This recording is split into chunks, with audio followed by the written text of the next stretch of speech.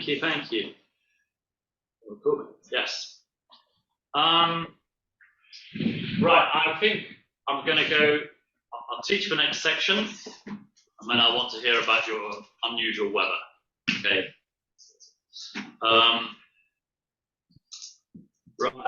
So the first thought was now. The next section, we're going to talk about what we are used to, what's been normal for us. We are used to a certain climate.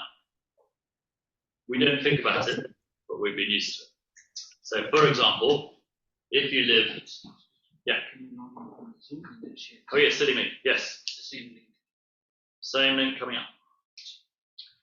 So think about what clothes you own.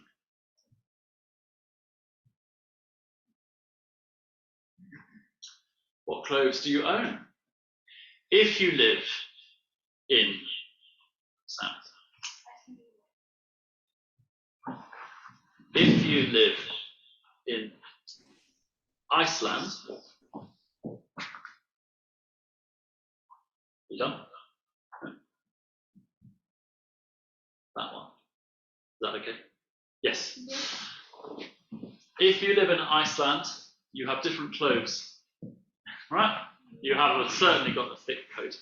And if you live in Malawi, you don't need a very thick coat. Right? But maybe if you went to the highest mountain, you need warmer clothes. That's because we are used to a certain climate. Is that share? Share screen, of course.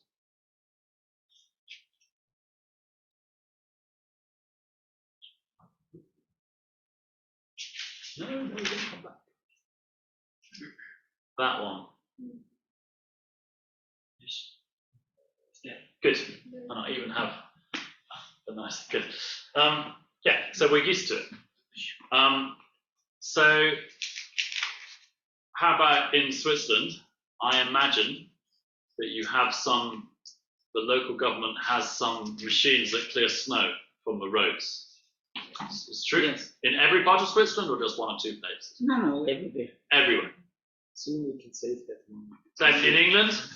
Well, the question is, will you have to replace them when they get old or not? In England, they have a few. In Scotland, they have a lot, because Scotland is colder. So many things in our life we have arranged, expecting certain weather. So here's an example. In Edinburgh, Scotland, 2 years ago, there was very unusual level of rain in one afternoon. A huge amount of rain fell. Half of July rain fell in 1 hour. Now, the local mayor, well, he's not a mayor, but the head of the local government said this: no city in the world could cope with that much rain in half an hour. He's wrong. Completely wrong. Many cities in the world are built to cope with a lot of rain in half an hour. But that's because those cities are used to heavy rain in half an hour. Edinburgh is used to lots of rain on a long period, 2 days of rain, or the whole of July, okay? So he just didn't think about what he was saying. Fine, God bless him. But we have arranged our society, whether it's a Western society or a non-developed, much less developed country, we all have many things which rely on an expectation. When will it rain? How much will it rain? How hot will it get? Do I need a coat? These are things. So I'll give you an example now of the UK from 2 years ago. We had a heat wave which unbelievably reached 40 degrees centigrade. And when I grew up, it was never more than 30 degrees. And they said, oh, so hot. Well, 40 degrees. And the calculations by the scientists was we could not achieve that much energy without the climate changing, the extra blanket of carbon dioxide. So what happens in a country when they have unusual heat? Okay, this is a funny one. I make my points with funny ones. This shop, all their chocolate melted. And they lost £1,000 of chocolate. Oh, it's terrible. Now, if you are in a warm country like, I don't know, Italy, and you sell chocolate, why does it never melt? You put it in the fridge. Yeah? All your chocolate, or your whole shop is air conditioned in a developed country. All right? I know from visiting Asia that they make the chocolate slightly different as well. It's a different composition, so it does not melt. This shop, they're used to not needing chocolate in the fridge. All right? I'm sorry for this lady, £1,000 of chocolate. Nobody died. So what? It's an example of a change, okay? This, also nobody died. This one. But the London Fire Service, on those 2 days, said they'd never been so busy since the war. You probably know German bombers demolished whole parts of London, and there were firestorms for days and days in the Second World War. That's the busy time for the fire people. This was the second busiest all that time, because the hot made several houses catch fire. It spread house to house. The fire people said, we've never known a fire which spreads house to house, and this country just stops. It's easy. We know how to stop fire. That day, they couldn't stop it. It was too hot. So it was this new experience, and the fire people are now training new ways to fight fires, because this is not what they're used to. Amazingly, nobody died. Okay, how about this one? The same days, several of the big internet providers had to shut down their systems because they designed them to cope with about 36 degrees centigrade. It was too hot for their cooling systems. Of course, if you are in a hot place like Arizona in America, you would build your internet system to cope with hot temperatures. The UK, they said, right, okay, 36 degrees is all we need. They built it. So we're just saying that many, many things in societies, and these, of course, that's a developed world example, but many parts of the world, there are things that you do not realize you're expecting something to be so. And then people did die because the UK population was not used to having very high temperatures. Many people on the television said, oh, don't be so silly, it's just a nice hot summer's day. Isn't it nice? Let's go to the beach, don't worry about it. The authorities said, no, you should worry about it. This is dangerous temperatures. The UK houses they're like an oven. The sun just warms it up. It's not designed for it. And on that day, 42% higher deaths. It means on those 2 actual days, many older people died who would normally live many more years. My friend, who is a heat wave expert, scientist you catch these days, she's in just up in Austria, University in Austria. She, in her research, listened to the phone calls to the health authorities. And the old ladies would say, I don't feel right. I can't tell you what's wrong. I don't feel right. Please come and send me an ambulance. I know something's not right. The ambulance people, the computer said, don't worry about it. Send one in 6 hours when there's a free ambulance. And by the time they sent the ambulance, the poor lady had died of heat stroke. Because the ambulance system could not imagine that somebody feeling not right was a real life-threatening situation. It was. So when we talk about impacts of climate, maybe we don't imagine yet, but actually a lot of those impacts are in health. And I'm going to spend a few minutes talking about the obvious one, which is high temperatures. This American professor says that climate change is the biggest public health issue the human civilization has ever faced. He means it's even more serious than something like a COVID pandemic. What it does is existing health problems are made worse by climate change, and there's a few which are new as well. And it's very widely known amongst doctors that these big changes are happening. So this was the Lancet. Climate change is the biggest global health threat of the 21st century. And next week, I'm in the Scottish Parliament where a friend of mine is giving a talk about health impacts, and he's asked me for help on how to word it and what to include. So it's a quite privileged position to be there as we in Scotland work out what the difference. So let me try to help you picture this. And we're going to look on a global scale first. And the black dots, you see where we are, black dots are the areas where in recent centuries the average temperature was 29 degrees Celsius or more, including night and day. Average. So you see very few parts of the world. And I mean, who lives in these parts? You probably know, right? That's Mali. They're Fulanis. They are very strong tribes people who have camels. They don't grow crops. Is that Chad? I think one of them is Chad. A little bit in Djibouti. These are very tough parts of the world where almost nobody lives, and they are very strong people who know how to cope with high temperatures, right? Now, in the same picture, you can see the dark brown. See all the dark brown, which actually is sliced. Now, those areas are areas which would have this average temperature, 29 degrees, if we do not change the emissions by 2060. So if we let the planet get hotter and hotter, quite soon,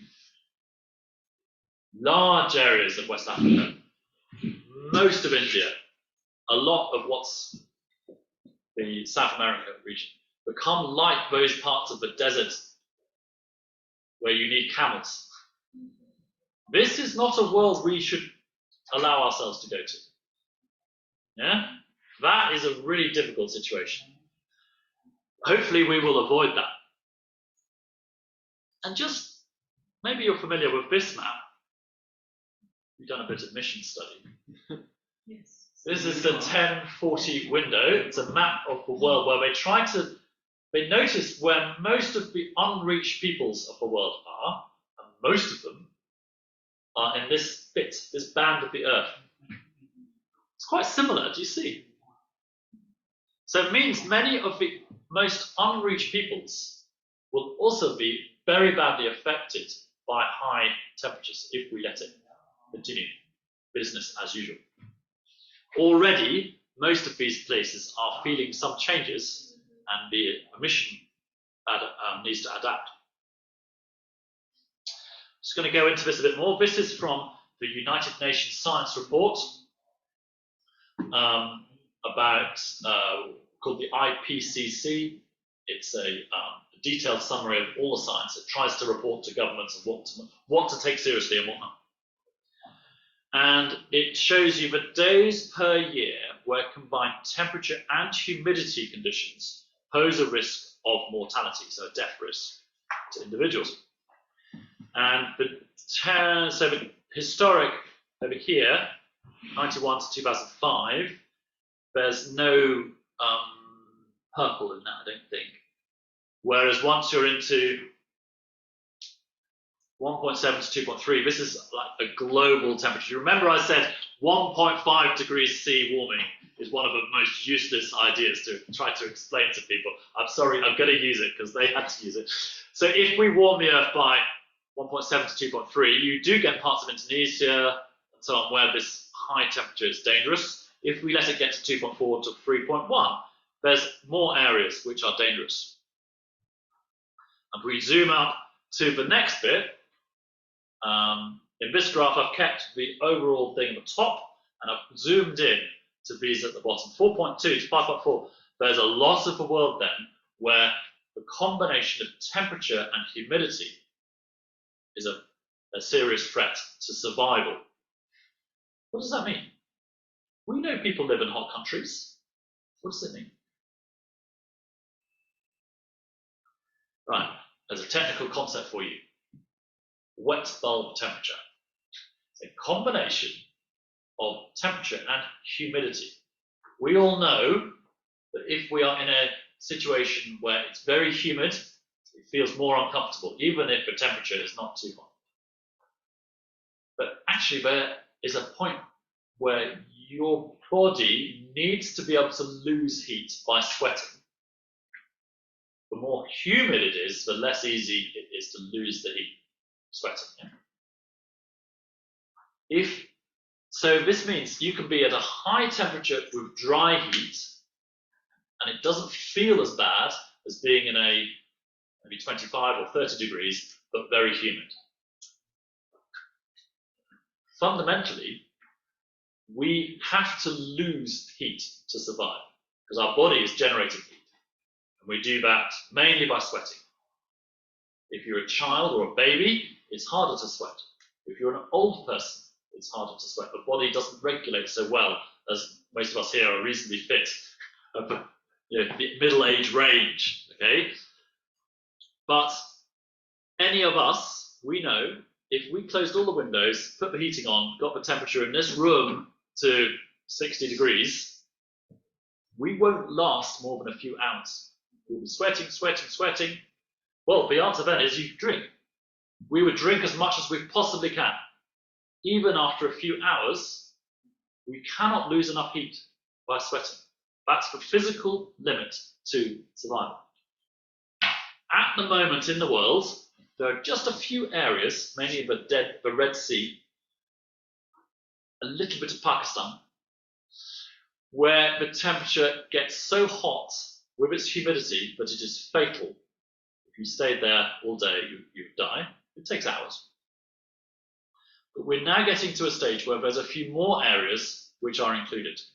Qatar had this problem when they were building, the state of Qatar, Yeah. the Pakistani, Qatari. So you're right on the Emirates in the Gulf, and they have temperatures of 50 degrees centigrade with humidities of 20%. That's fatal. We look at this graph here. You can see 50 degrees at 20 degrees, at 20% humidity is in the red zone. You won't survive days like that. You might survive a few hours, even with maximum drinking. So, and as if you had very high humidity, maybe 70%, it's actually 36 degrees. That's fatal. And again, it's worse if you are very young or very old or ill. Diabetics struggle to regulate temperature more. So you see, when we talk about global warming or climate change or global heating, that some parts of the world become uninhabitable quite quickly from that, unless we could regulate the temperature increase. Oh yeah, I had it zoomed in so you can see more clearly, sorry. So pick a day, imagine it's a hot day, 40 degrees, okay, UK, that heat wave I talked about, it was 40 degrees and the humidity was about 30. So most people survived, it was uncomfortable, but they survived. The older people, some of them couldn't. And they had many more years to live, but that day they couldn't control the situation enough. Incidentally, if they just knew more, they would have been fine. They could have gone to the local library, had air conditioning, they could have drunk differently. That is a question of people who are used to something and then something unusual happens. Most of the problems of climate change are this change. We're used to something that's different. Right, detail.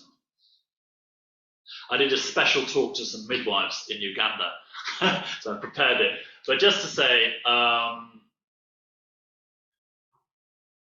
I'm not going to go into detail. Just to say, for young children, it's worse, and for pregnant women, it's worse as well, because the body is regulated differently. And so you have to, if we understand this, you can adapt so that such people are not in a risky situation. If anybody wants to know more details about that, I've done some study on it. So we've done that. Oh yeah. Did anybody enjoy these films? It's fun.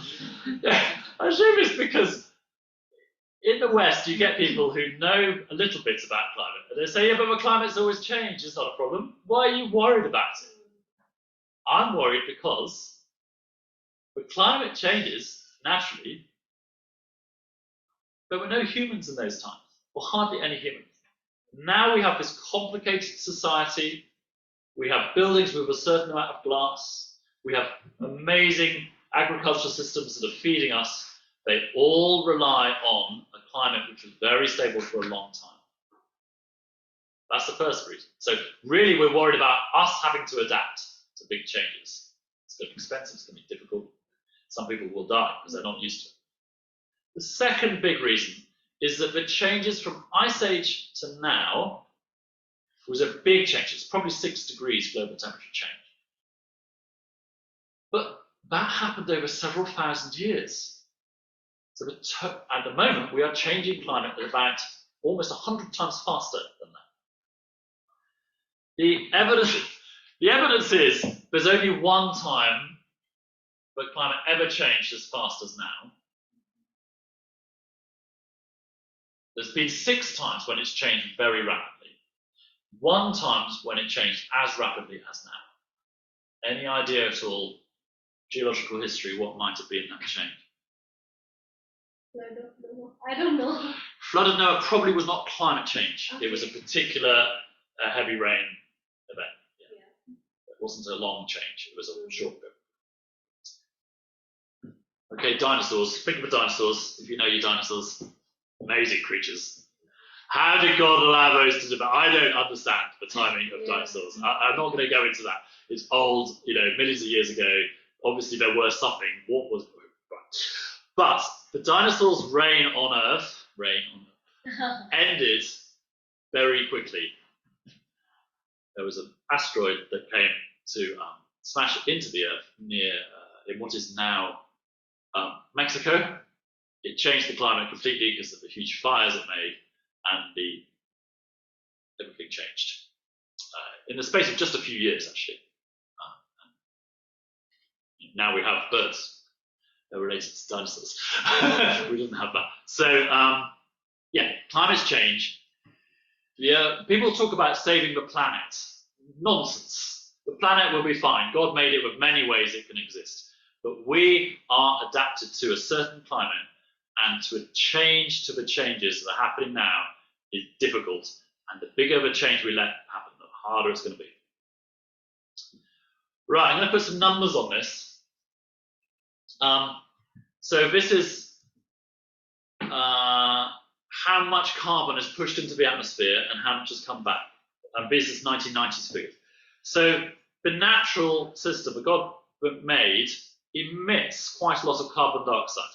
So that's everything from wetlands through to animals, or even trees emit carbon dioxide at night. And you can measure it. It's billions of tons. And the ocean as well emitted billions of tons of carbon. We've added a bit. But in the old system, when we were children, or certainly when our grandparents were alive, the amount from that was emitted naturally was basically absorbed the same year. You see how close these figures are? 444 and 450. Almost exactly the same. And the ocean absorbs slightly more. You see that? So in the year, it was a perfect balance. On a year when a bit more was emitted, they actually absorbed more. It was very clever. So that gave us this very stable climate. But what's happened is we have added a significant amount. It's not as big as the natural, but it's enough to make a difference. Imagine your bank account. Okay, hopefully your bank account is balanced month to month. But imagine if you have a new supporter, gives you another $100 a month. Oh, please, God, right? And you don't spend any more. What's going to happen to your bank balance? It's going to go up, right? You'll have a bit of savings, so you can afford the next outreach.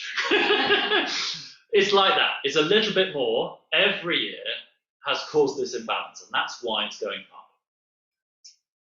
Those figures are slightly old. Can you see 36 billion in 21? So it's going up quite quickly from the 23 of 1990 to 36. There's a big difference. All right, just look at this a different way. The red ones are human, the green ones are natural. The figures are about the same from the same studies. So the industrial amount has come up, and also land use changes. That means where we have cut down forests and are growing farms. Instead, most of that is a net emission of carbon. We've also had a slight increase in how much carbon is absorbed by plants. Because the more carbon dioxide is in the atmosphere, the faster plants grow. That's not always a good thing, by the way. Faster growing plants are not so nutritious. So you might have a faster growing wheat or rice or salad. It does not have so many minerals in it. So it's not always good to have faster growing plants, but that's the side.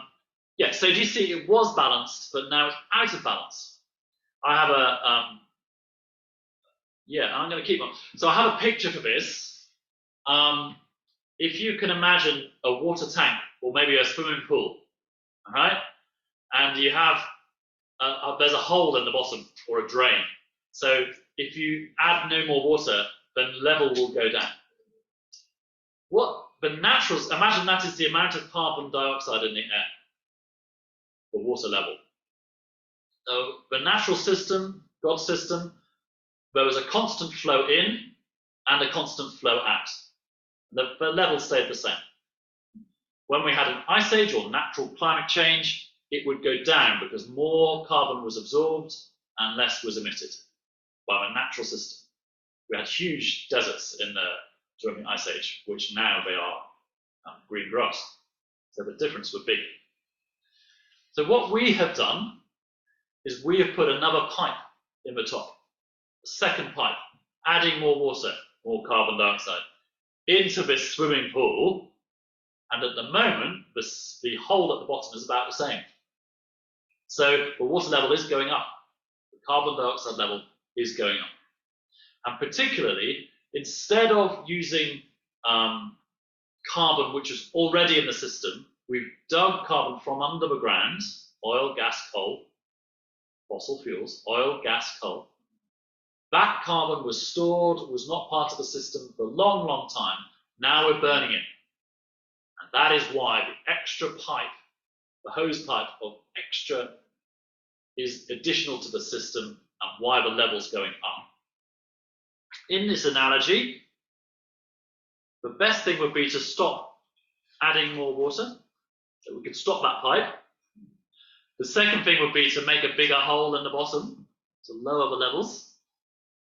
And also, if you're in that swimming pool, you need to start swimming. You need to get used to and adapt to the changes that are happening. All three of those have to happen. And we're going to talk about how that happens. Right? I'll do this. I'm going to do this especially for Marcus.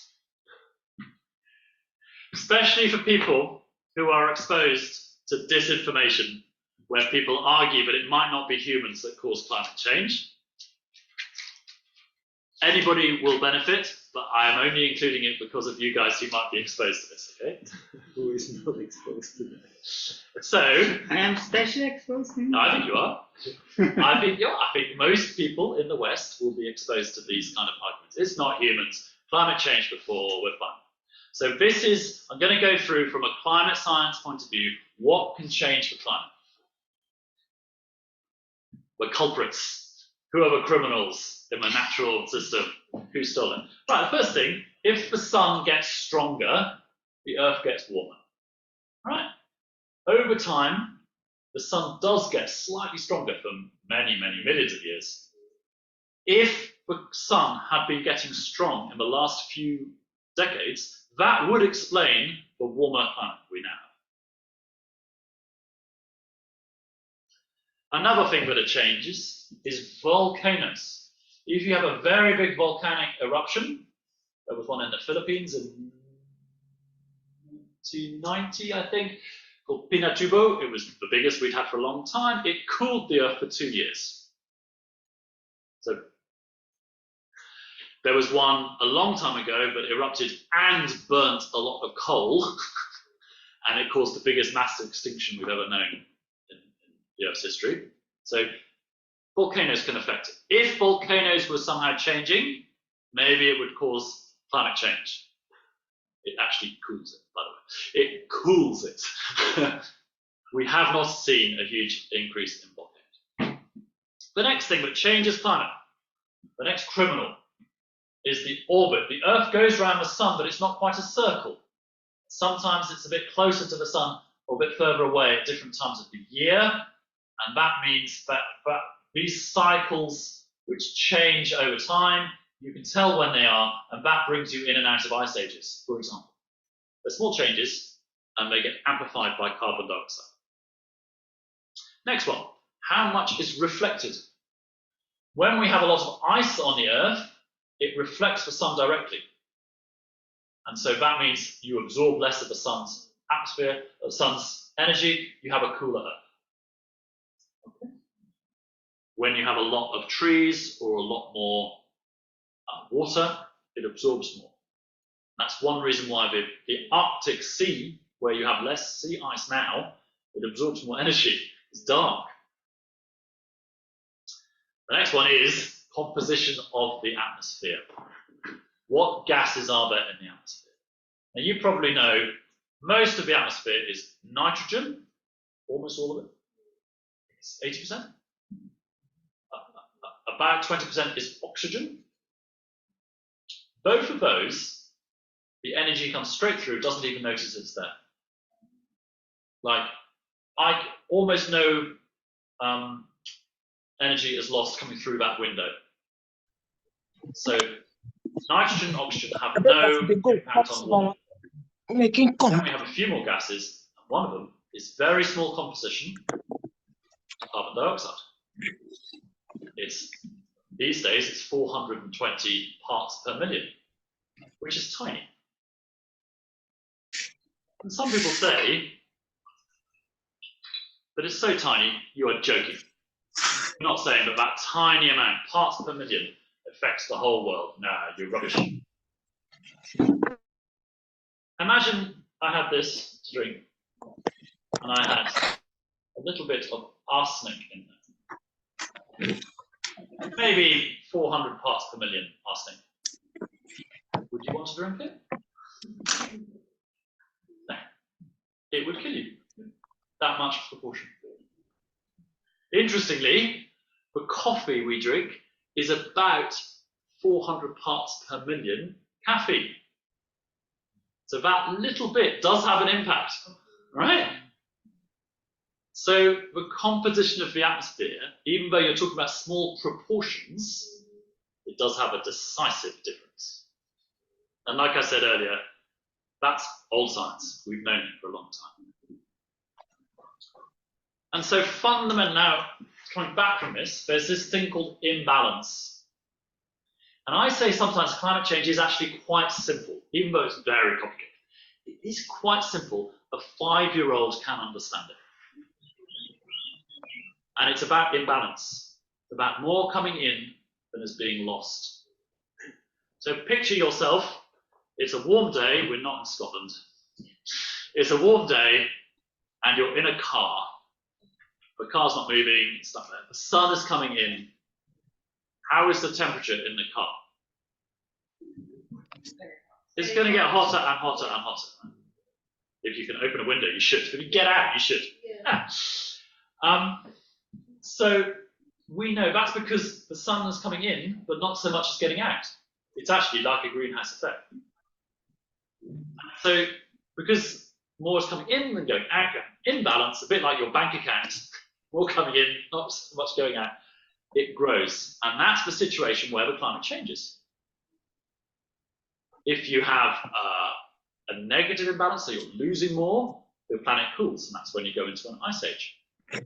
I didn't know the sun and that message again. That lecture is going on. That's how we come out of an ice age. But that's how it's done. And that is a different thing to natural variability. See, they go to variable that You'll cost know money. that every year is not exactly the same. They said 2 o'clock, so it's Some gone 30 years minutes. there will be more floods or drier periods. even when we were grandparents' time. Okay, there was always some variation. Those were natural variabilities. In Europe, there was a period called the medieval warm period, when it was warmer. They had more crops in Greenland, for example. At those few years, Siberia was particularly cold. So it's the Siberian medieval cold period. So that's rearranging the heat. Okay? That is not the same as a climate change. That's localized changes. And the climate changes when there's an imbalance of heat coming in and going out, either more or less. You may know these words: El Nino, El Nina. You definitely know from Costa Rica. It's a way that the Pacific currents work. And when we have El Nino, like last year was El Nino, the global temperature is always a little bit higher because more of the heat from the Pacific is in the atmosphere. Then we go to El Nina, and it's always a little bit colder. So that's why the warming actually goes up in steps. But that's a natural variability. That's been going on for thousands of years. That's not the problem. We're used to that. We know in those years you have to fish in different places in the Pacific. People are used to it. This is different. And then the basic change of the incoming outgoing interacts with a feedback mechanism. So a good example would be ice in the Arctic Ocean, which is quite a big ocean at the top of the Earth. And when we grew up, it was ice covered almost all year, almost all of it. These years, it's quite often, but a lot of it is not covered in ice in the summer. Huge change. But the change there means, like I just said, that more energy is absorbed from the sun in the summer. And that makes it harder for the ice to form in the winter. That's one of many feedback systems. That one is a negative feedback. It makes it worse. No, a positive, actually. Technically, it's a positive feedback. It made it worse. Positive does not mean good. It means it made it worse. There are others which are negative feedbacks. And so, for example, more carbon dioxide means more trees growing. It does. The Earth is slightly greener, significantly greener than 40 years ago, because there's more carbon dioxide. That's a negative feedback. It works against the warming. Thank God for it. We need more like that. So suddenly I've gone from climate being very simple to climate being a bit complicated. It is complicated. Okay, I'm just going to take you through these. I said if the sun was getting stronger, that might explain warming. This is a graph for when we have records. So for instance, 1880, the sun is in blue, and you can see it's slightly declined in the last 20 years. It does change slightly. But the temperature, which followed the sun earlier on, now it's gone and departed from the sun. So the sun is getting slightly weaker, the temperature is getting a lot higher. Basically, it is not the sun that has caused the current warming. I mean, frankly, the sun would have to be enormously more powerful for it to have caused this much warming. You could do the maths, it's not possible. How about some volcanoes? Here we have in blue some volcanoes, and the black is the temperatures. I mentioned Pinatubo. Nobody from the Philippines here will probably correct my pronunciation. So you can see it reduced temperature just a little bit for about 2 years.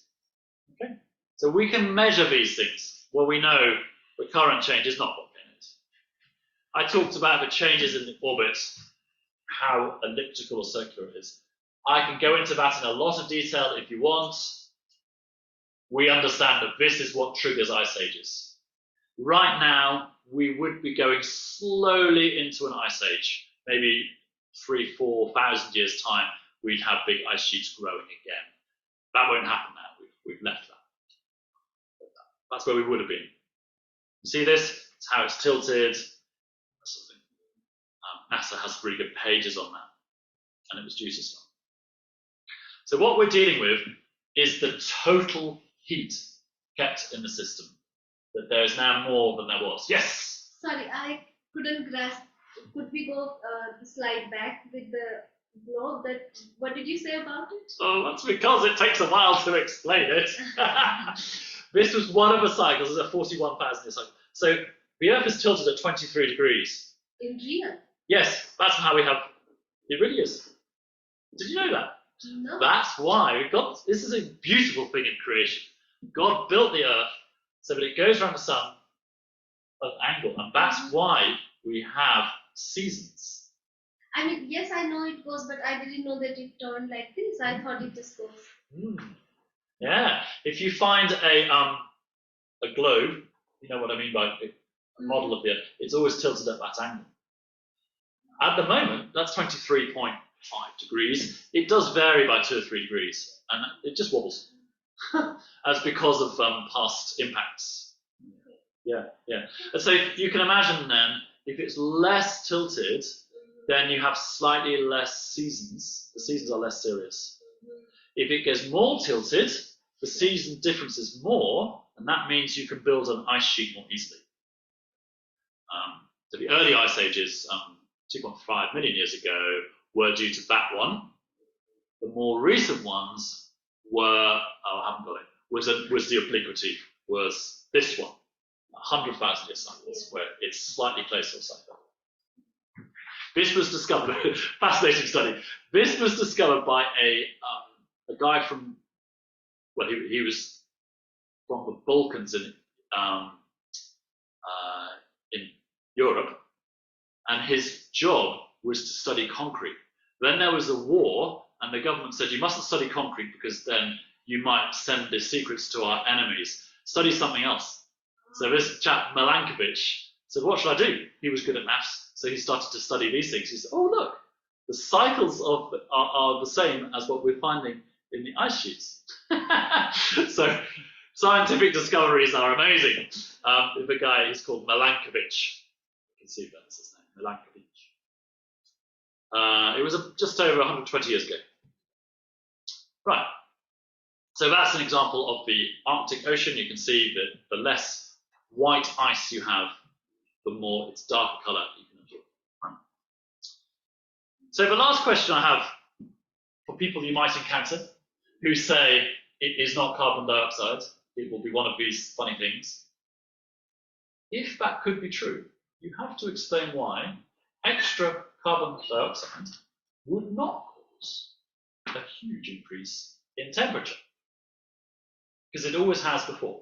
The carbon dioxide level is one of the major changes in the system.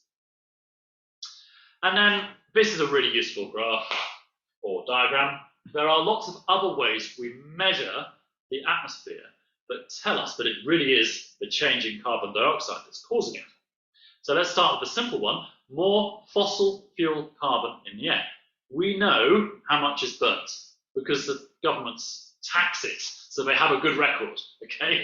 If you are a company, you have to report how much. We really know this much goes into the atmosphere. Then we find that it's fossil fuel carbon, because the isotope of carbon from long buried carbon is very different to the isotope of carbon from the trees. If it was just burning trees, it would look different in the isotopic method. So even if you don't know your science, trust me, that is an absolute fingerprint.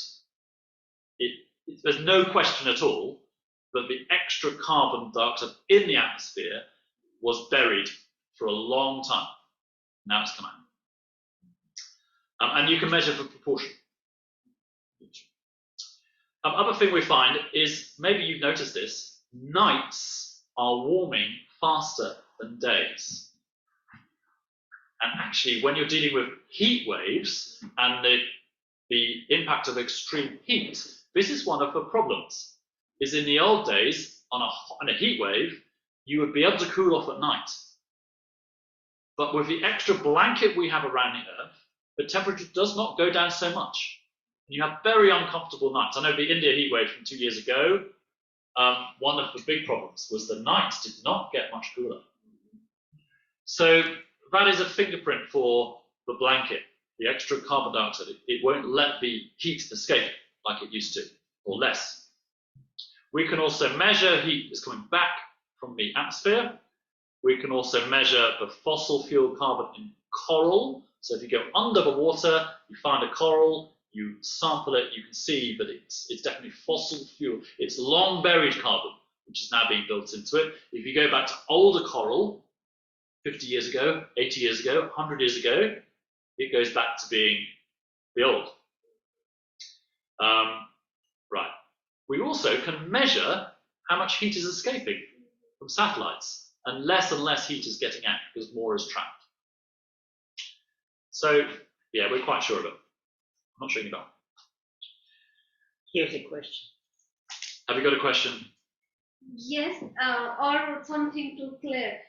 I mean, until now, I always hear that we have less oxygen because we are cutting down the tree and something like that. Yes. And we need oxygen to Yes. be able to survive. Yes. But then we breathe in oxygen and we breathe out carbon dioxide. So when we are growing in numbers, shouldn't it be more enough carbon dioxide in? Yeah. Or what would you say? Yeah. Well, but compared to the big systems of trees and coal power stations, all of our breathing is very small. Okay. And when it does say less oxygen in the atmosphere, that's because we've burned more things. But the amount has gone from 20% to 19.8%. It's not something which is affecting our ability to breathe. I mean, you know how it is, like the Taliban in Afghanistan used to put their enemies into a sealed container and leave them in the desert. So they either die by heat or by oxygen. We know we do need oxygen, but that's not a problem. It's just an observation. Yeah, but it's right. I am constantly breathing in oxygen, turning it into energy, and the product is carbon dioxide. But my energy is 100 watts. Okay, whereas a car is kilowatts. So if a car's driving, it's producing 200 times more energy than my breathing. So the car, if it's burning petrol, is producing 200 times more carbon dioxide than me breathing. Do you see? So our impact is the small bit. The machine's impact is the big bit. And if you burn huge forests, Canada's wildfires last summer their emissions from the fires were 12 times their other emissions from the whole country. So that's a big change. The Earth was getting greener for a while. It stopped. Yeah. Oh, question. Yes. Does climate change affect the tectonics movement? Not really. Not really. They had a tiny impact on where the earthquakes happen, but no. Let's say no. Okay. That is a totally different system. So the number of earthquakes and volcanoes is basically the same. There would be slight changes, big changes in the climate, but forget that. That's not going to be the big problem. Can I ask maybe a bit stylish question? Yes. But it's just fascinating me. When we have so much like airplane and flying and we are growing, like we're really inventing every day, something new is coming, and that's good. But does it affect the environment or I don't know, if scientists or people like you who study more? Right. Yeah. So the reason we have more carbon dioxide in the atmosphere is almost all from burning fossil fuels. So flying, yes, you burn fossil fuels, and there's another problem with flying. It's high. Yeah. So you're emitting a lot at a high altitude. That actually makes it worse than just burning. If you could burn it here. Really? Driving a car with petrol, yes. Diesel, yes. Ships, yes. If you have to heat your house with gas, probably this building is heated with gas, I imagine. Is it? No, Oil, right? Okay. So that's long buried carbon is now in the atmosphere. If you have air conditioning, probably that energy has come from a power station which is burning coal or gas. that's increasingly changing, but that's where it's come from. All of those emit quite a lot, this huge amount of carbon dioxide, and it's enough to cause a problem. So that's your answer. So let's be clear about this.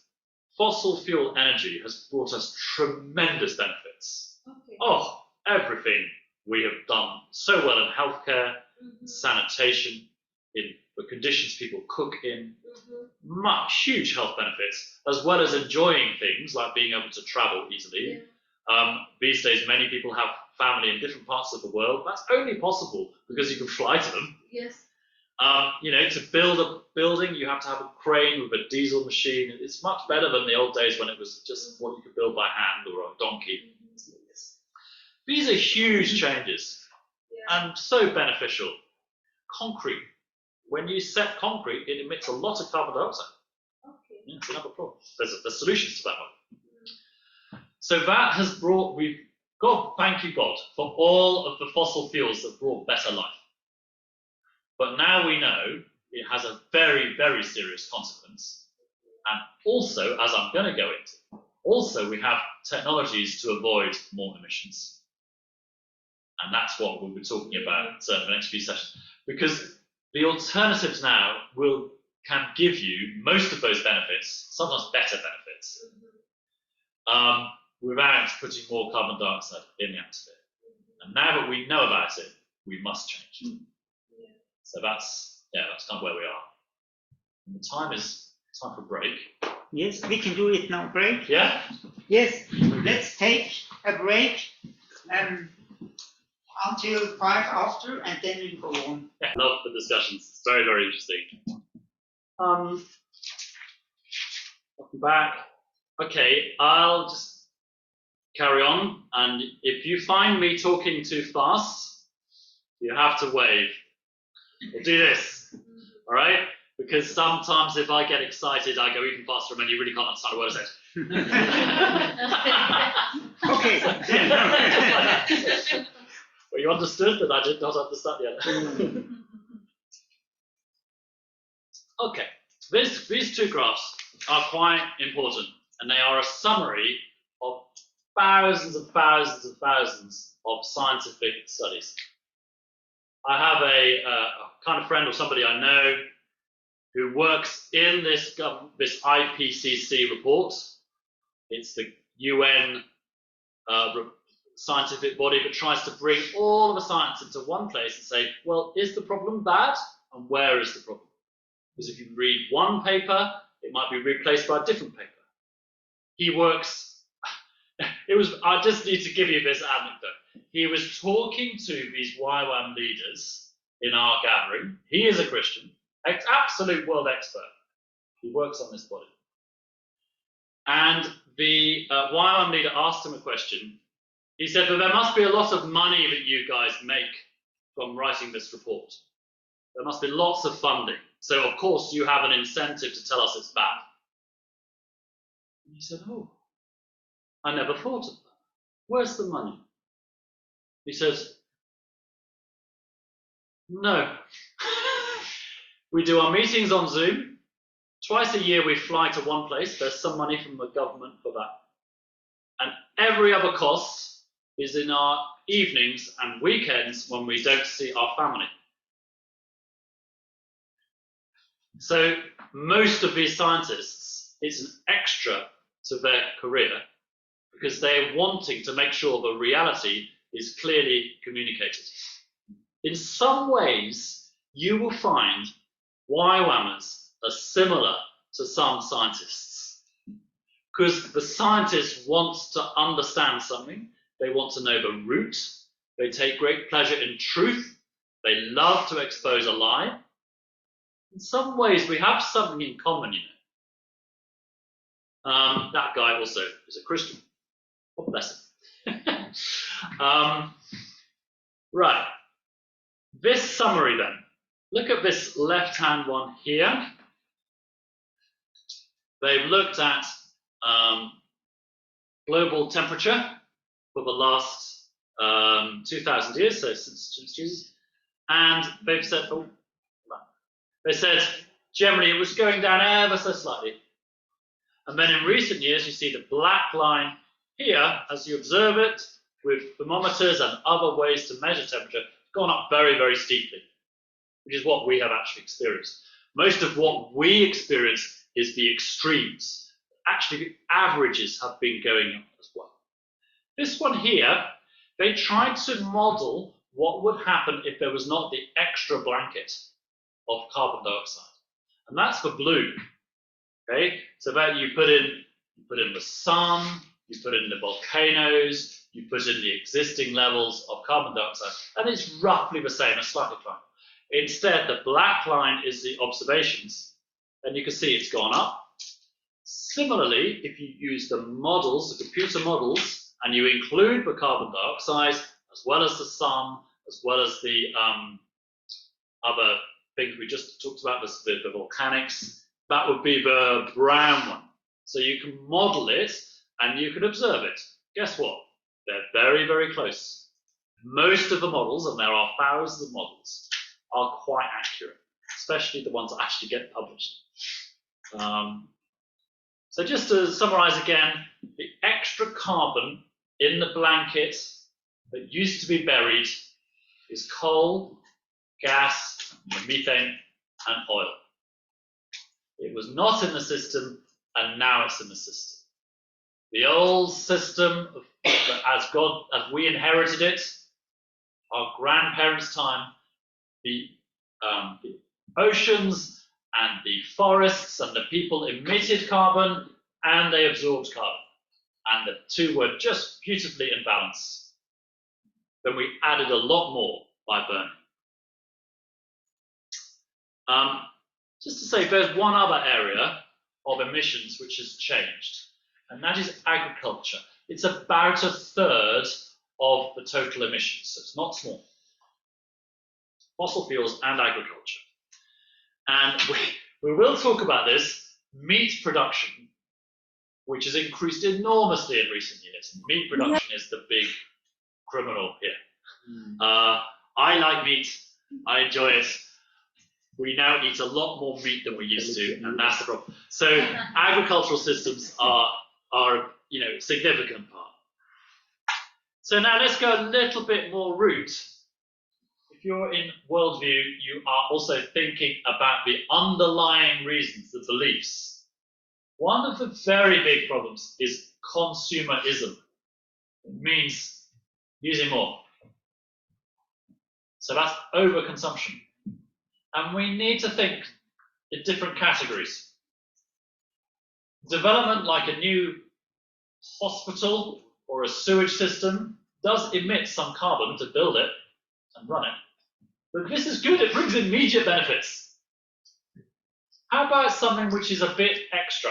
Like my shirt. I like my shirt. It's a nice shirt. My wife bought it for me. If I don't wash it but buy another shirt tomorrow, and then another shirt tomorrow, and that is overconsumption. I can wash this, it will last me 3 years or more. Right? So we say the world, God gave us enough for everybody's need, but probably not enough for everybody's greed. The big difference. And consumerism is an idol. It is an idol that people worship. I learned this in Nepal. I went to visit the country of Nepal to do some research. I went to a growing church in Kathmandu, and the man preaching was preaching about the problems of wealth. He was warning the people, most were new Christians. He was warning them, if you only work hard to get the new beautiful car or a nice suit, this is emptiness. If that drives you so you do not spend time with your family, or maybe you rip people off, you cheat people to get more money, you are bowing to a wrong idol. That's consumerism. And every day we are exposed to the pressures of consumerism. If you have a phone, maybe your neighbor has a new phone, Maybe it's also second hand, but it's newer than yours, and you think, oh, I wish I had it. That desire, check it with the Lord. Now, by the way, God told me to buy a better phone because I needed it for ministry. So I spent money, God gave it, but I try not to replace the phone just because it's a beautiful new thing. And we are exposed to advertising every day. Very careful psychology saying you're not such a good father if you don't buy your children a new football boots, or if your kitchen looks old. It's playing on human insecurities, and most people in our world are pushed by that. It's an idol, and it's more than really we can afford in the world. There's not enough cotton for everybody to buy a new piece of clothing every day. And I do know people who buy a beautiful dress and they wear it once, throw it away. Can you at least give it to somebody else? The quality is so bad. So. Well, if the quality is true, it's a question of quality often. That if you buy a car which only lasts 1 year because it's a weak car, then you pay twice. If you can find a car which will last longer, it's probably better. But these are difficult decisions. I'm not saying this is simple and depends on our situation. But overall, the idol, I say it's an idol, just like Dagon in the Philistines, they worship him, they would offer their children to him. People work extra hours, not because of what they need, but because of their greed. They don't see their children. It's the same sacrifice.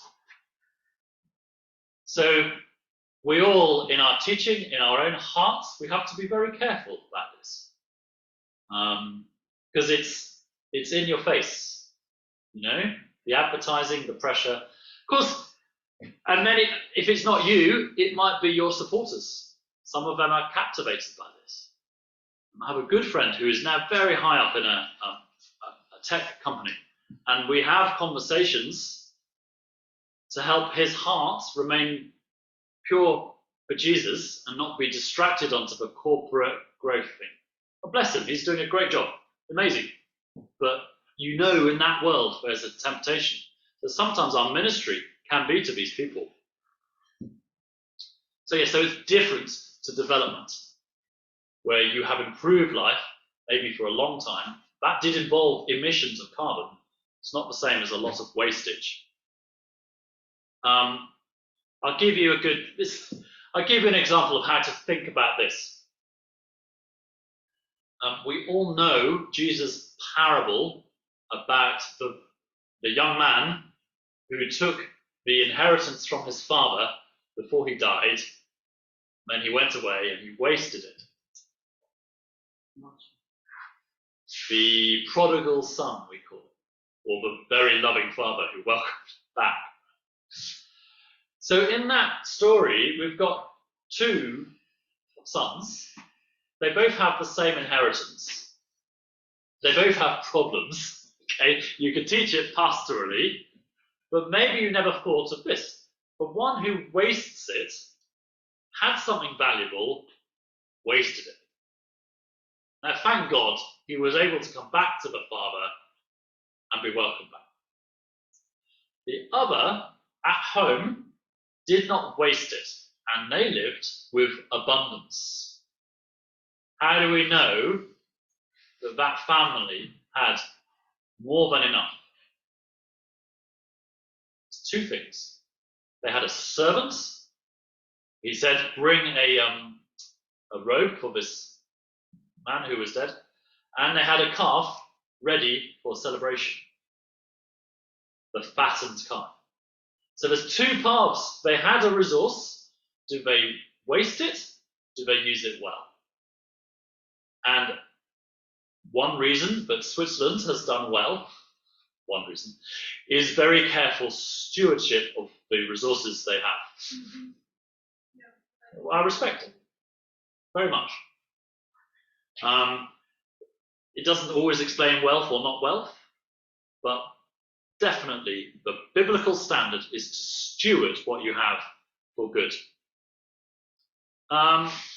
This is a funny diagram from the UN, actually, UNEP, and it lists a lot of the situations which produce emissions. Right, let's look at this. Electricity and heat, 31% of global emissions.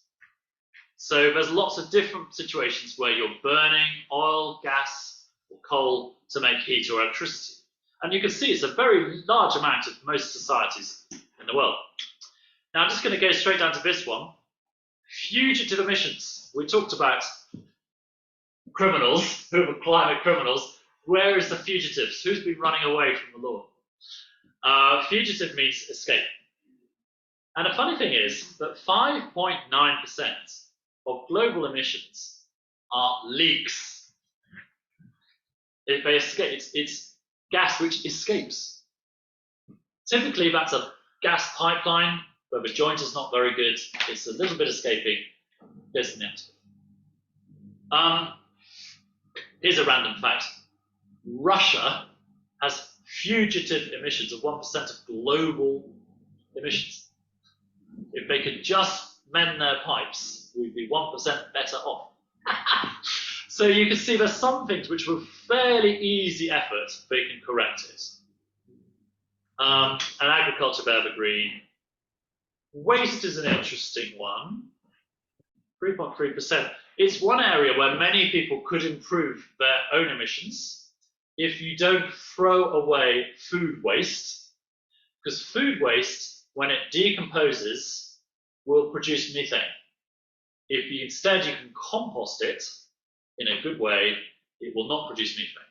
When it's buried, it changes. Right, okay. We could spend 4 hours on that diagram. We won't. Again, it's another way to see it. Most of the emissions are from energy. Then comes agriculture, and a few more bits. Details. If you see this website here, Our World in Data. It's a very good resource of available information, and they put it in good graphs. This one tries to show you different countries' emissions. You can see China is the biggest in the blue. Some of it's electricity, manufacturing, etc.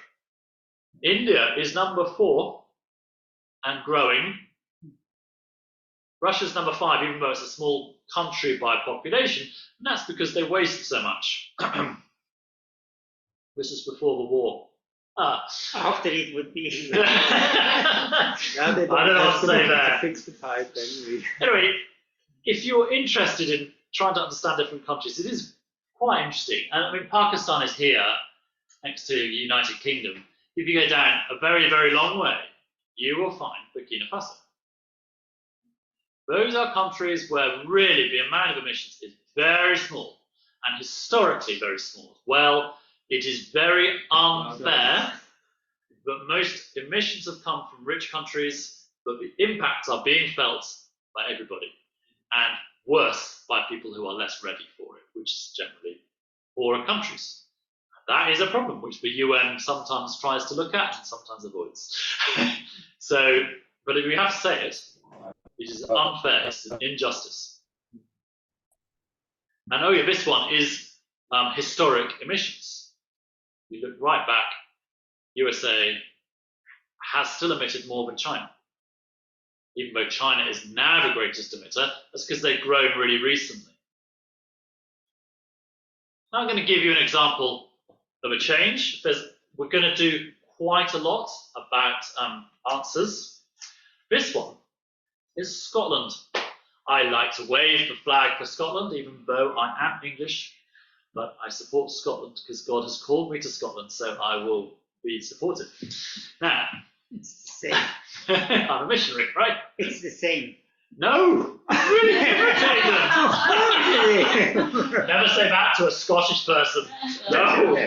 That'd be your Brave hearts. enemy. Yeah, brave hearts. Freedom. Yeah. Yes. Right, this is electricity in Scotland.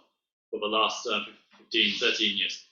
So the total amount of electricity used has gone down. That's mainly because people use it more efficiently. They've insulated houses. That's fine. But look at the grey part of the bar is how much has come from renewable energy. And in Scotland, that's almost all wind. And it's got up to almost all of our electricity now. When the wind is weak in Scotland, we import it from England. And when we have a lot of wind in Scotland, we export all that we can to England. They need to build more cables because some of it is just wasted. And last year, this is what, 22? Oh, you can't see. Yeah, can you move that a little? Sorry. bit? Yeah. Okay. 2020. Right, okay, last year, it was 113% of Scottish electricity demand was from renewables. So can you just see how quickly that change happened?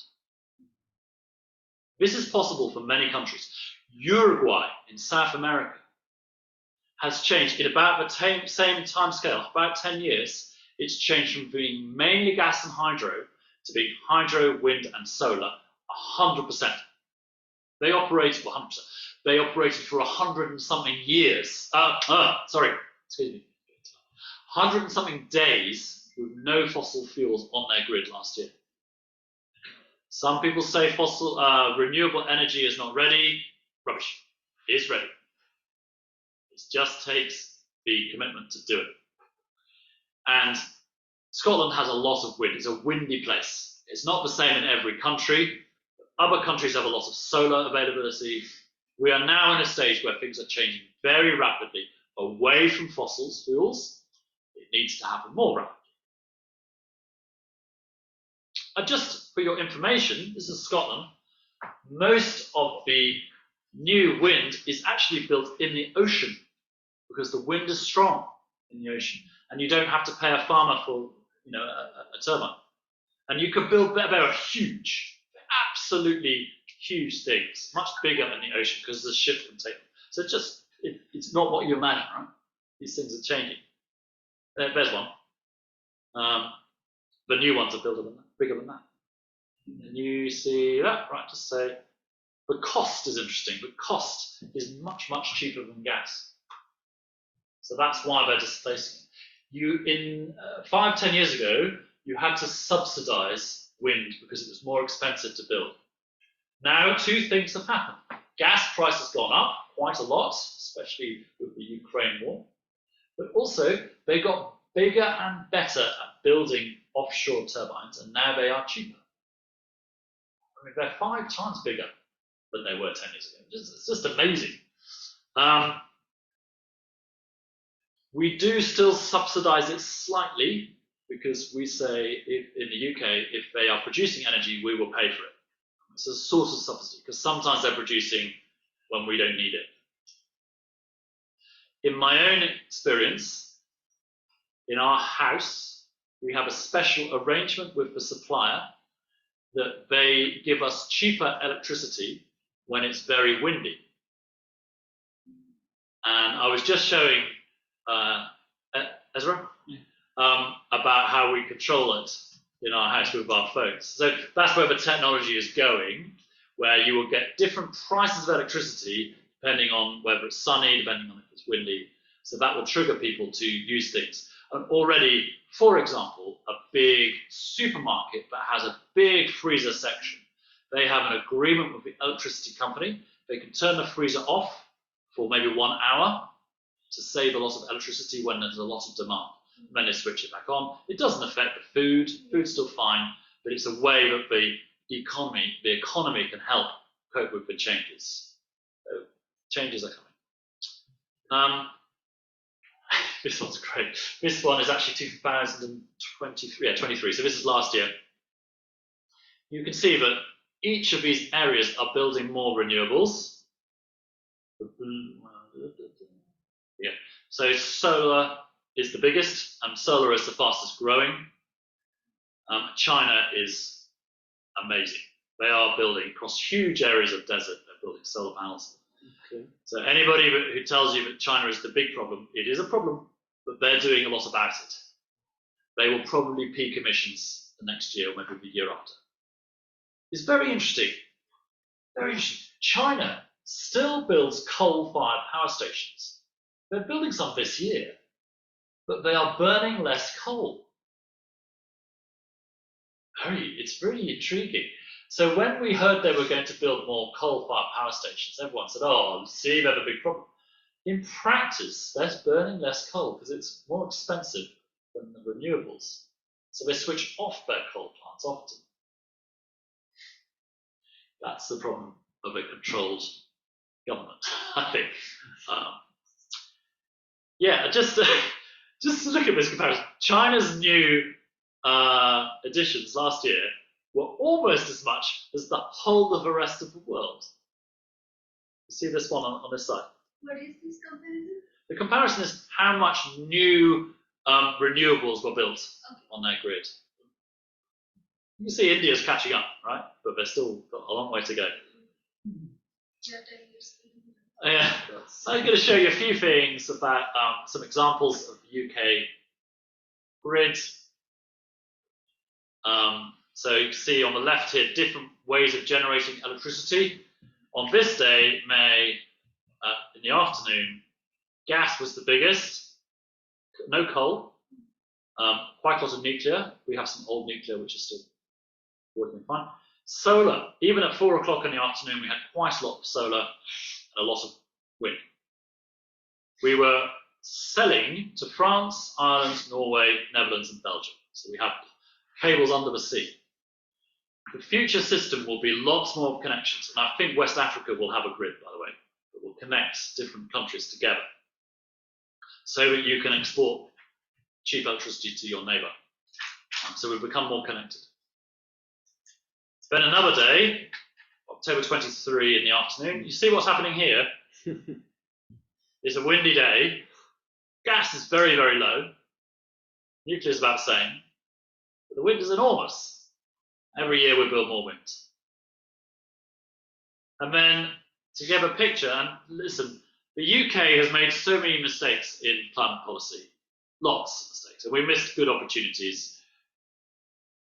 If I had been the Prime Minister, everything would be different. They made many mistakes. But one thing they did right was to incentivize the removal of coal from the electrical system. And that happened just in the 90s and 2000s. So our use of coal is now lower than before the Industrial Revolution. It's amazing. The benefits of that are in health. Number one benefit. Because even if you don't realize it, if you are downwind from a coal electricity generation system, you are breathing in lots of poisons. Mercury, arsenic, I think. Maybe not arsenic, sorry. Mercury, heavy metals, carbon monoxide, nitrous oxides. All these are poisons. There was a study in New England, in America. They found that when they shut the coal-fired power station, the number of birth defects from babies born downwind reduced dramatically, immediately, from that year. But people did not realize they were being poisoned. They enjoyed the electricity. They never thought, perhaps, it's burning coal. Burning coal is very, very bad for the air quality. Yeah, and here's again, the UK has managed to cut emissions by about half. It's not only because of stopping coal, it's also because we've lost a lot of industry, frankly.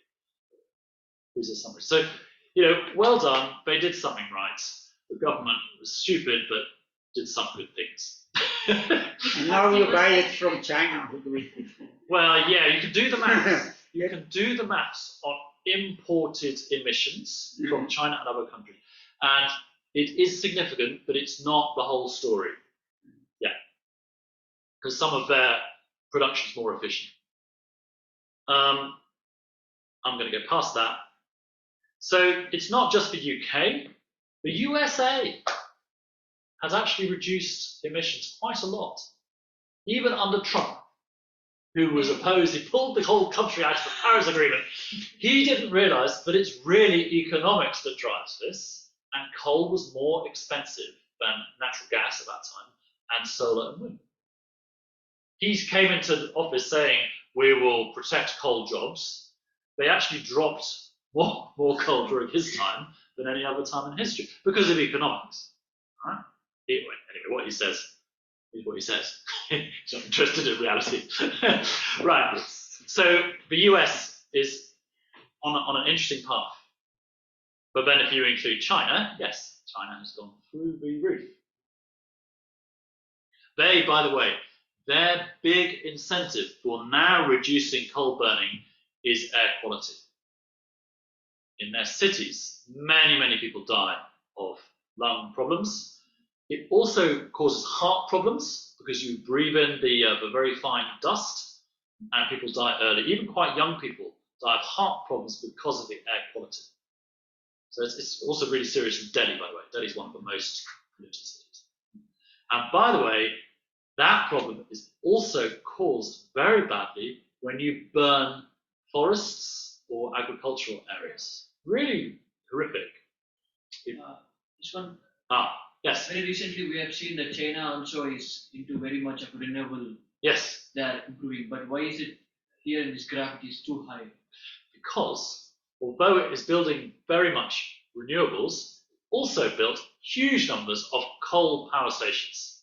But you said they were not consuming as much as And coal before. just in the last 2-3 years, they seem to consume less coal. Yeah. Seem Yes. No. I mean, the data, you have to look at lots of sources to get the data right, but it seems they are burning less coal. It's not good news for Australia, but it gives them coal. Yeah, so that's gone on. What year is that? That's 21. So they won't have peaked yet. It's possible they'll peak next year or the year after. Yeah. But this is looks real like it's data. going to the Yeah, moon. yeah. China never Not coming back. keeps the proper date. Well, yeah, you have to find out. It's quite interesting. You work in my business, as it were. I have to find out who to trust, and you eventually work out who has the best analysis. Go to them, and they are finding lots of different sources to work out what's real.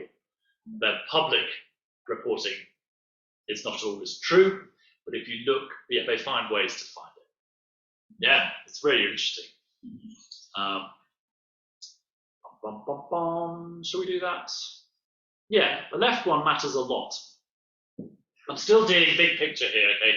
We'll come to smaller soon, to local things. But per capita greenhouse gas emissions. So, of course, if you have a growing population, then you will usually use more energy, you will usually emit more. But so you have to separate by person.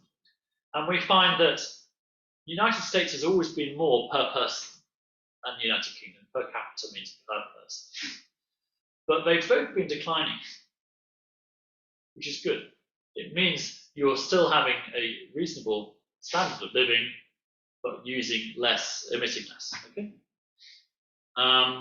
Which is also called energy intensity. Now let's look at this example here. This is a Christian organization called Climate Stewards. I know one of the scientists that started this. Interesting.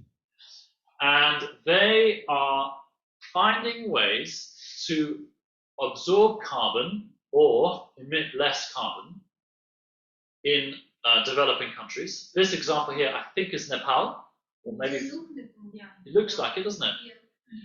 And what they have there, they have a stove, they have the metal box, and they are burning wood.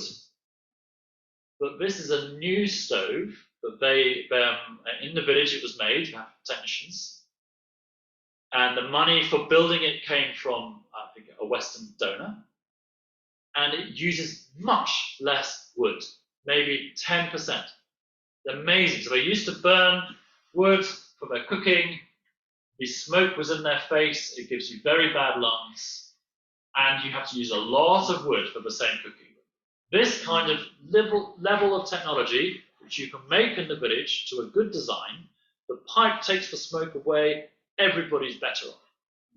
But it's interesting, the money came from Westerners who knew they were emitting carbon, and they wanted to help less carbon come into the atmosphere. You can do this kind of balance. And I'm sure there will be some YWAM projects in the next few years that do the same thing. If you know of anybody who has got some projects where they're obviously emitting less carbon, we can get them qualified and they can get funding for it. Because this is the way it's going. Now I highlight this organization because this kind of idea where you pay somebody for less carbon emitted is full of fraud. There is fraud all over the place. A company might say, we're planting new trees, you should give us a lot of money, then it will offset is the word, your flying or your emissions. And then they take it from 5 different places for the same trees, all right? And then a forest fire destroys the forest anyway.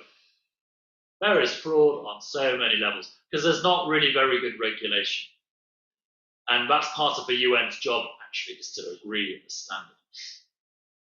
But God bless these guys and any like them. There's integrity and honesty. And this is the kind of situation where kingdom values and good relationships mean we can actually make a really good difference to the communities and less carbon in the atmosphere. So I commend these guys. And I did a calculation. I flew here to Switzerland. I don't like flying because flying is high emissions. And I did a calculation with them. It's 25 UK pounds of cost I will give to this company, this charity. So that I think is about 1 or 2 stoves that will be built. That would not happen without money. So that's the way I'm trying to cope with it. I was invited to Hawaii last year, and it was 250 pounds of carbon. Well, it's a long flight, you know, carbon's. Yeah. So I think also in many situations in Europe, in YWAM, people actually ask this question about flying, and it's a valid question. Our young people maybe know that this is more problem, and so they ask us. So we are now working out how to advise. YWAM in England asked me the question last year, what should we do? I was giving them some consultancy, how to cope with outreaches where you're flying a long way. Well, one thing is just not to fly so far. They flew a whole DTS to Mexico. They did great outreach. Do you know what? They found they could do outreach by litter picking, and it generated lots of conversations. Very good. Anyway, but the question was, why didn't you just go to North Africa? Or, I don't know, Turkey? Because it's half flying. So these are things I think YWAM will think more about. We need to. It's not that flying is all wrong, but it is quite costly to the environment at the moment. Maybe in future years, we will definitely have electric planes for short distance. So definitely, but maybe in 5-10 years, I will fly with electric planes. They'll be fine. The batteries get smaller. But for long distance, I don't know what the answer is. What's this one? Tesla flying. Tesla is not flying. Flying Tesla. Musk is No, you don't have The flying Teslas. I mean, Elon Musk will find the solutions. Of Uh, course he will. He will find it right everywhere. Yeah, he'll send you into space and back down again. We can beam with something like this. There's an example of a man who doesn't believe in limits. We can learn from him. Yeah. He's also a nutter. You know what that means? English expression. A nutter. It means he's a bit stupid. He's a bit mad as well. Right. This example from the UN report tried to show which solutions are more costly and which are less costly. And the blue is the one to look for. The blue ones are actually cheaper than what we do at the moment. So if you can build wind energy or solar energy instead of coal or gas, electricity, you will be saving money. And that's true almost everywhere in the world now. The big problem is that you need to borrow money to build these things. And in developing countries, it's very expensive to borrow money. I heard the representative from Barbuda at the UN. She said, I can borrow money for a gas electricity generating station at 6%. Gas, very cheap, but for the same sized solar generation, it's 13%. And unless these things get sorted out, it's difficult. That's why you have UN agreements. If they work right, you can improve this. Anyway, then if we go down to agriculture, this group here, if you can restore ecosystems and a forest, regenerate forests, then it does cost something, but it's about the same as the current one. And then there's some we're not quite sure about, which have this error bars. So I just put this up to say, although that's a global picture and it's different in every situation, the transition we're now in to low carbon will save money in many situations. So much so that where they are pumping oil from under the ground in Saudi Arabia, they've now installed solar panels to power the pumps, because that's cheaper than burning the oil to generate the pump. Okay, so and then they say it's low carbon oil. So there's a lot of changes happening, and some. Oh yeah, and this one. Well, okay, I'll try to illustrate this. This is about the cost of the new technologies and how they've reduced to 2000. So this PV is the most important one, the solar energy. If we go back to 2000, year 2000, it was $600 per megawatt hour. Then by 2020, it's around about, I can't read that, it's about 50. That's 2020. It dropped 40% just last year. So it keeps coming down. The price of solar is coming down. And so obviously the amount installed is going up. Wind price come down a bit. Battery have gone down as well. Right. Now, I'm going to, dare I do agriculture? Yes, let's do this. This area I do not like talking about. But because I'm a man of integrity, I cannot avoid this. Okay? I don't like it because people feel it very personally sometimes. So let's forget the personal for a minute. We're going to look at meat production. That's the most important of them all.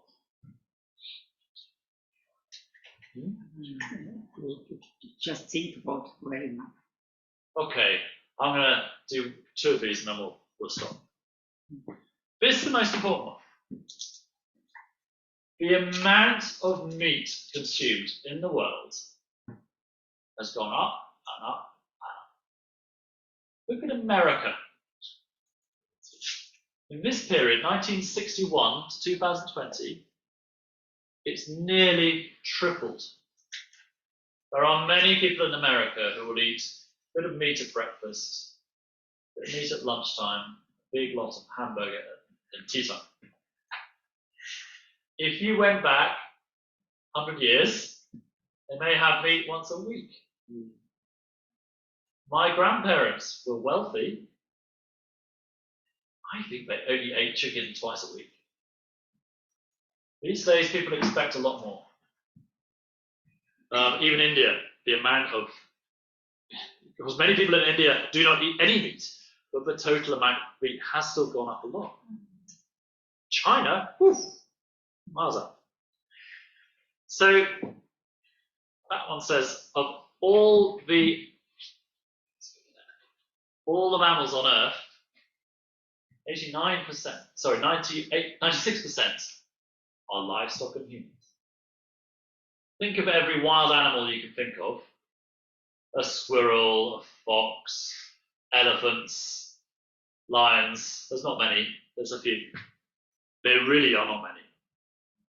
Most of the animals are grown for humans. It's amazing, isn't it? We've changed from a small part of the Earth system to being a huge part. And the last one is the chickens. Right.